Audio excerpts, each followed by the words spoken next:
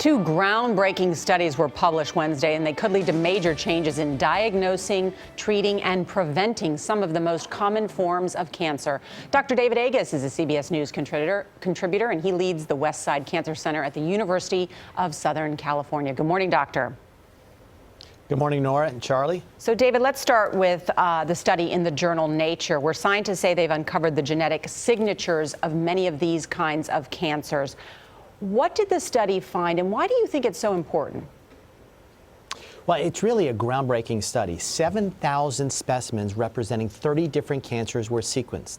And what they found was 21 different patterns relating to cancer. And then you could trace these patterns back of DNA changes. Remember, a DNA change is what initiates cancer, and we could find the causality. So about half of them now, we know what caused it.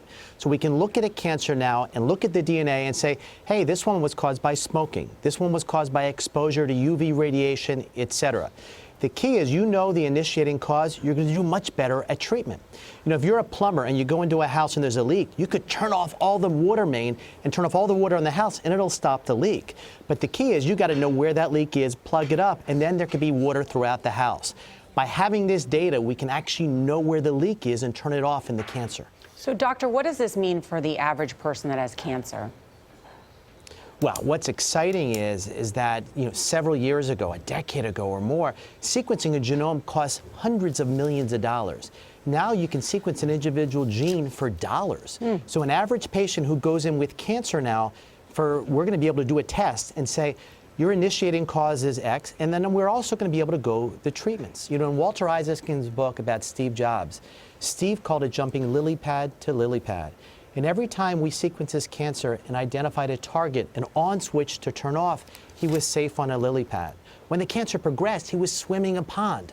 And so the goal is to identify the lily pads in each patient. And with the dramatic drop in cost, we're going to be able to do that in real time. So we're building much more data about individual cancers, and it helps us make some kinds of comparisons. Let me turn to the second. Every study. Go ahead. Yeah. No, every study you saw before was an individual cancer or 2 or 10. This is 7,000.